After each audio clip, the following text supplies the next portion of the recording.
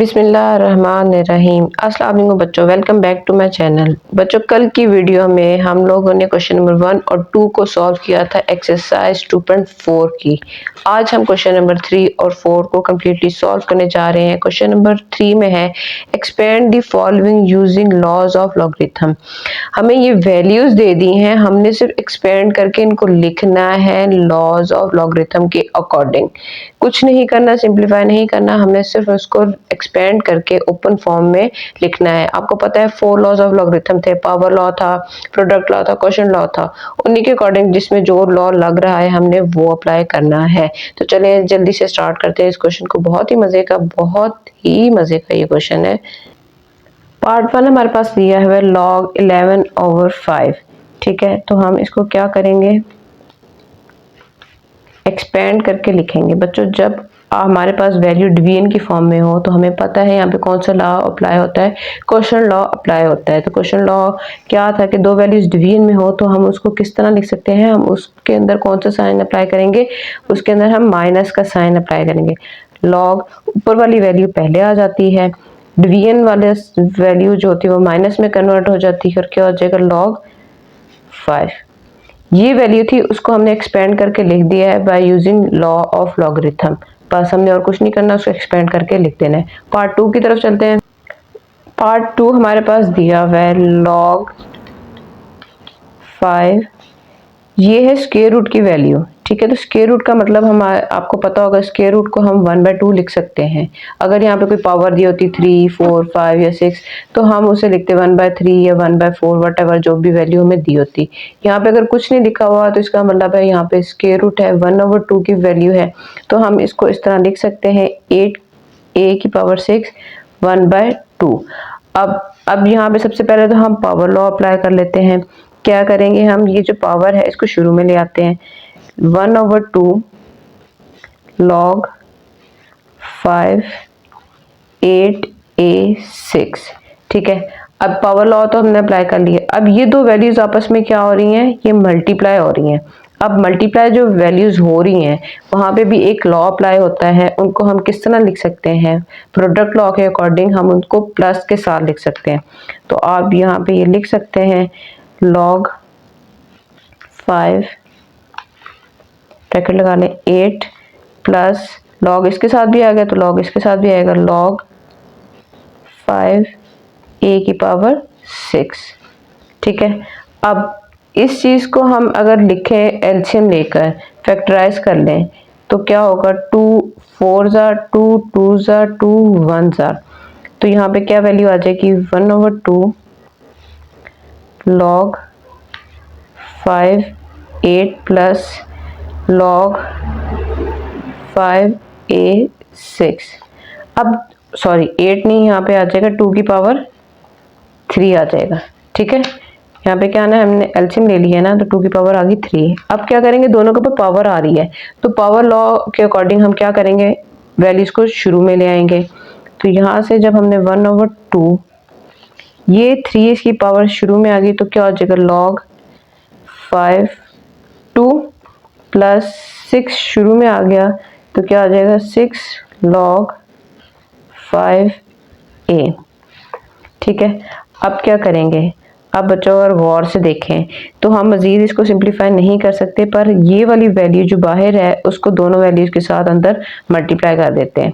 तो यहाँ से 3 1 3 2 साथ वैसे के वैसे ही आ जाएगा डिवीजन में, log 5 2 प्लस 6/2 log 5a।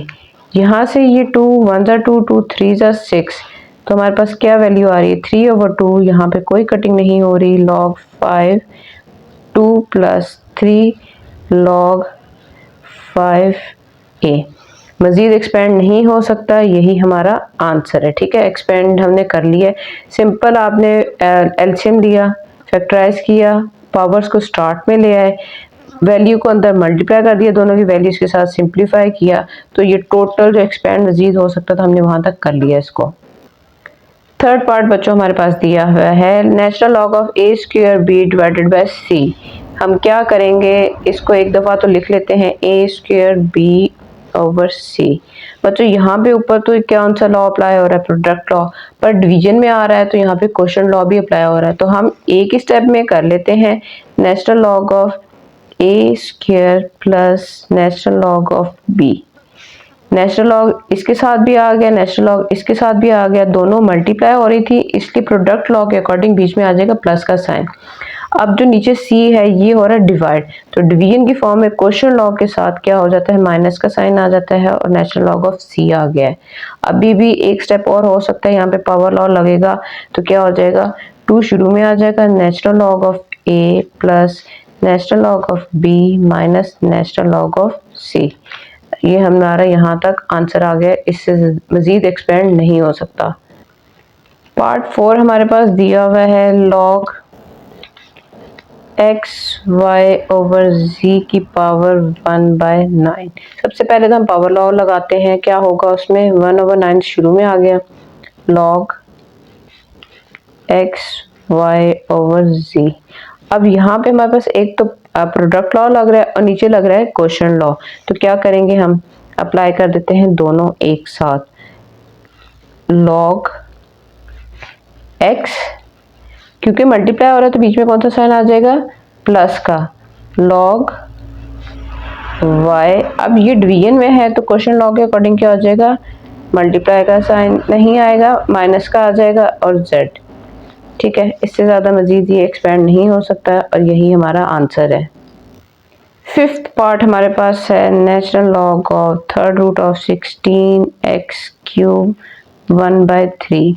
क्या बताया था मैंने, जब आपके पास कुछ ना लिखा हो तो 1/2, और अगर आपके पास पावर कोई गिवन है तो वही पावर 1/3 या 1/4 की फॉर्म में आ जाएगी।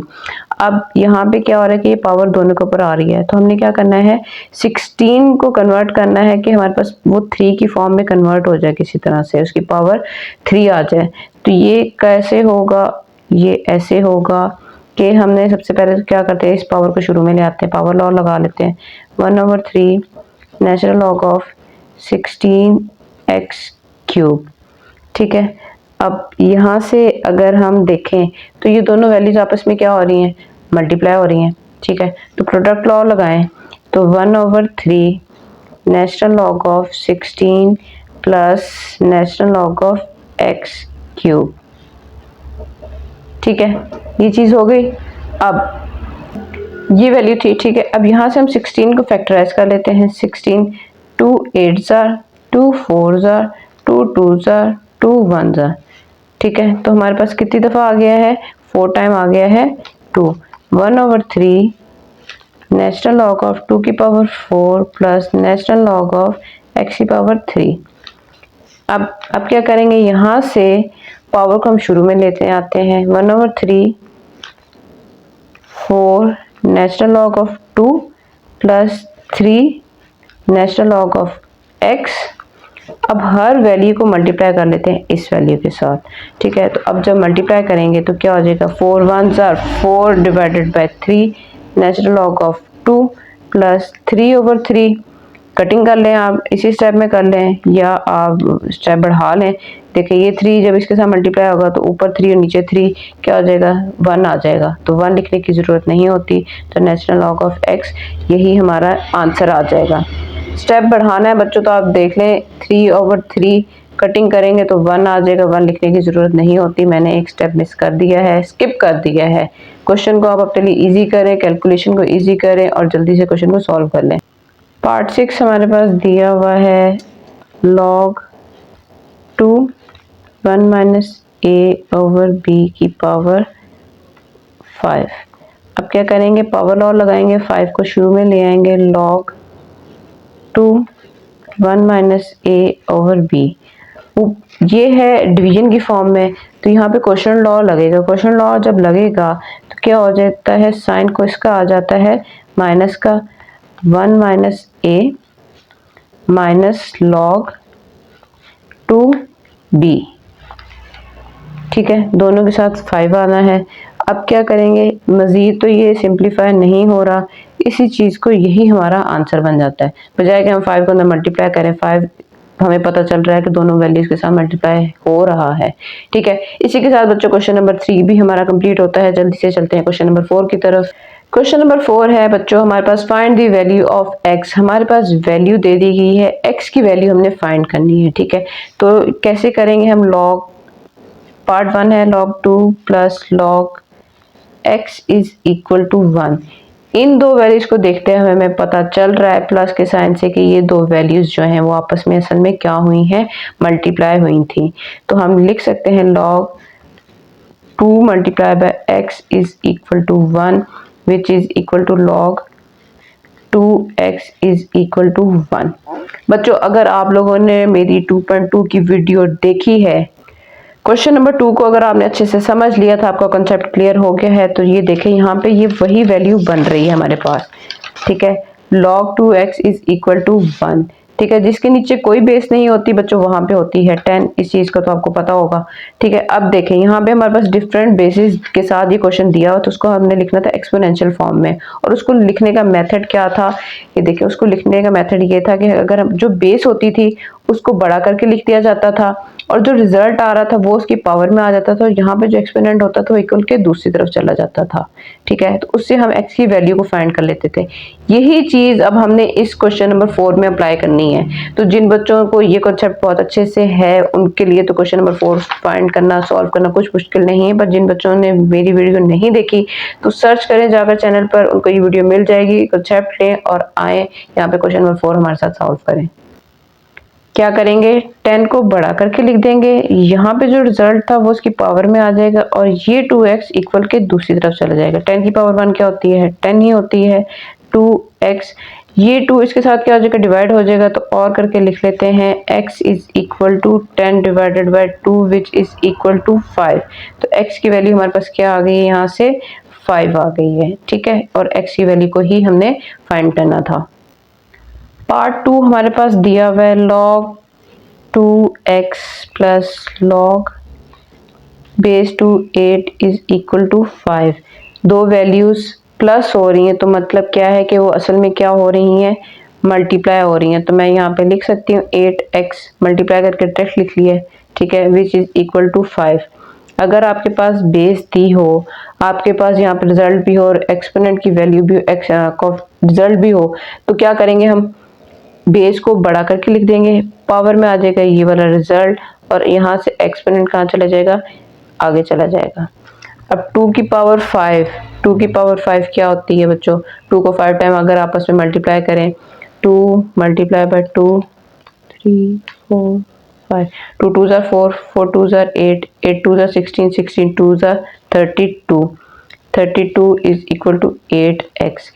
8 यहाँ से नीचे जाके डिवाइड हो जाएगा और करके लिख लेते हैं, x इस तरफ आ गया, 32 ओवर 8 इज इक्वल टू 4, 8 4 ज़ा 32। तो x की वैल्यू हमारे पास क्या आ गई है, 4 आ गई है। ठीक है, ये स्टेप अगर आपको करना आता है, लॉगरिथम टू एक्सपोनेंशियल फॉर्म में कन्वर्ट करना आता है, तो x की वैल्यू फाइंड करना कुछ मुश्किल नहीं है, आप फौरन से पहले क्वेश्चन को सॉल्व कर सकते हैं। थर्ड पार्ट बच्चों हमारे पास दिया हुआ है 81 की power x is equal to 243 की पावर x प्लस 2।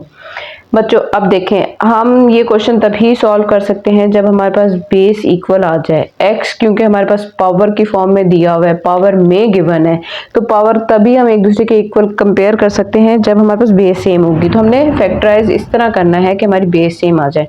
तो 81 को हम 3 के टेबल पे फैक्टराइज करते हैं।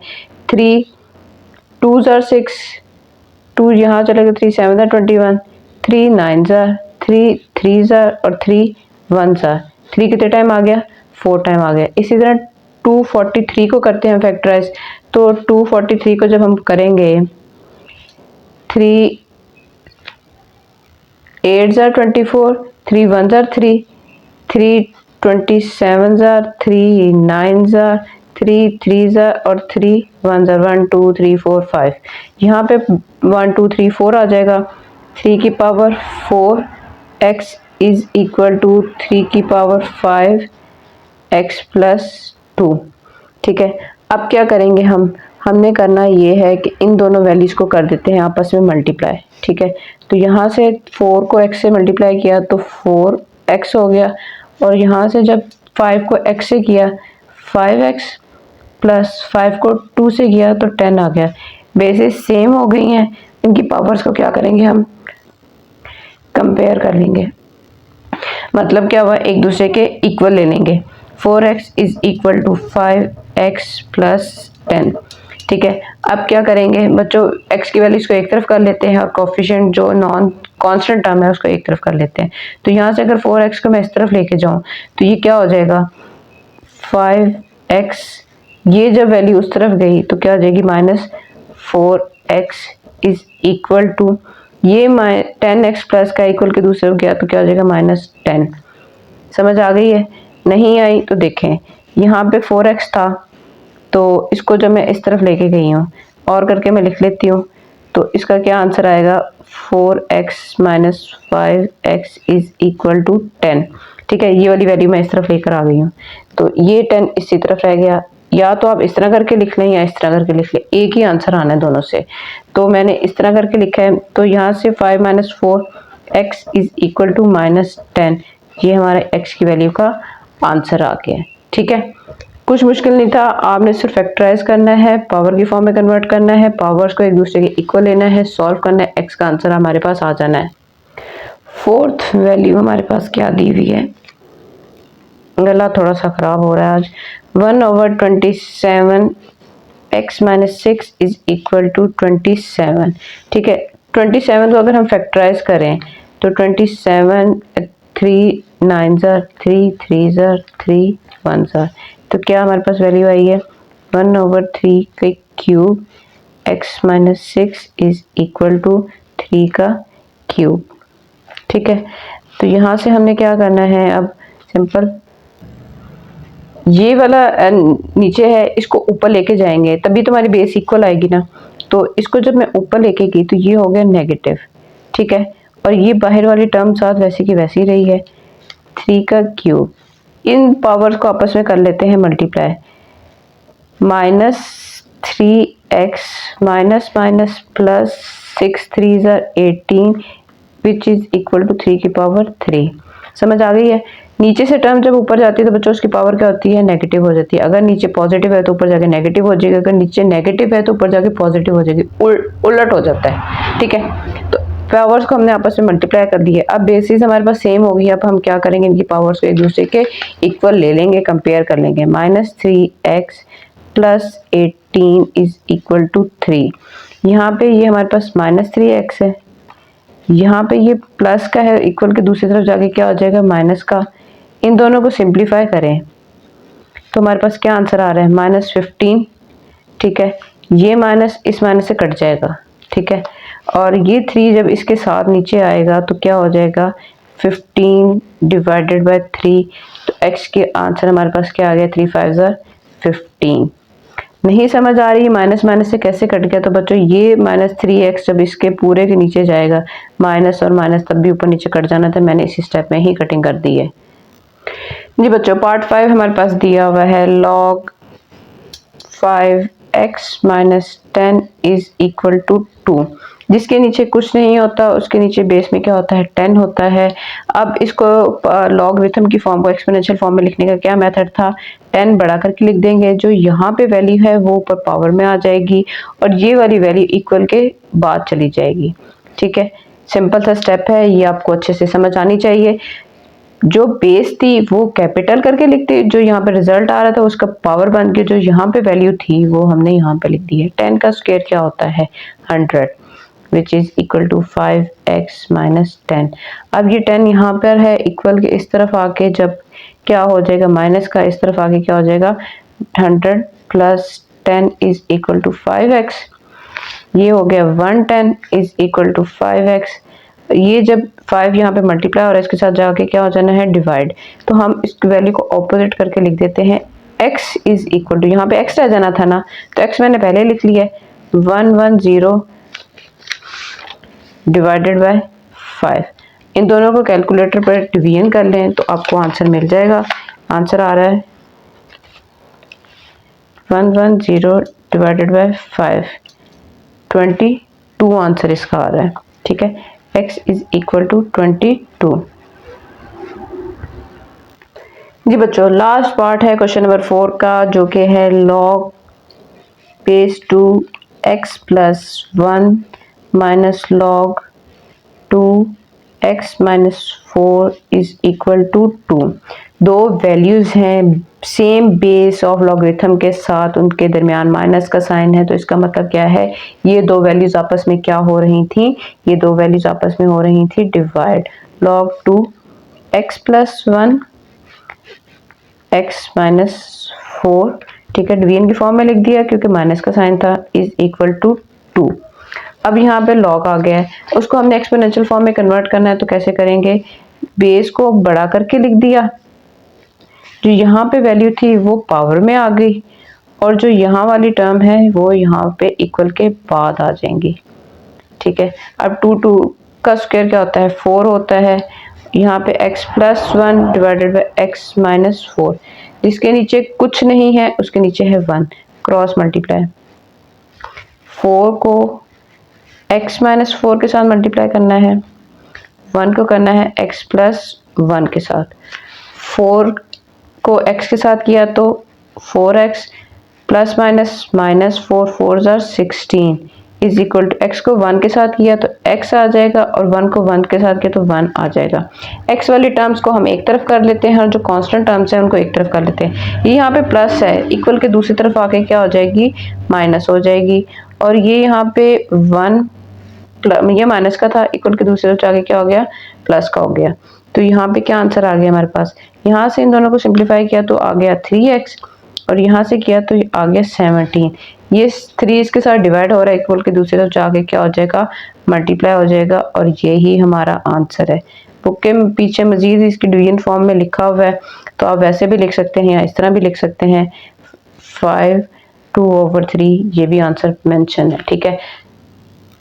बहुत इजी, बहुत मजे के क्वेश्चंस थे बच्चों, लॉज ऑफ लॉगरिथम के कॉन्सेप्ट। मुझे उम्मीद है अभी तक हमने जितनी भी 2.4 की है बहुत अच्छे से क्लियर हो गए होंगे, आप लोगों को अच्छे से अप्लाई करने आ गए होंगे। Power law, question law of product जो है आपको आ गया है, तो उम्मीद है मेरी ये बेसिक से छोटी सी मेहनत है, मैं कोशिश कर रही हूँ कि आपके लिए इजी से इजी मेथड लेकर आऊँ, ताकि आपको क्वेश्चन सॉल्व करने, उनको समझना, उनको याद रखना कुछ भी मुश्किल ना हो। प्रैक्टिस खूब करें, खूब सारी प्रैक्टिस करेंगे तो ही आप लोगों के लिए मैथ्स आसान होगा। मेहनत करें, दुआओं में याद रखें, नमाज पढ़ा करें बच्चों, खूब सारी मेहनत करेंगे तो ही कामयाब होंगे। अपना बहुत ख्याल रखें। वीडियो अच्छी लग रही हो तो शेयर ज़रूर किया करें, लाइक किया करें, और चैनल पे न्यू है तो सब्सक्राइब कर लिया करें। मिलते हैं अपनी अगली वीडियो में, तब तक के लिए अल्लाह हाफिज़।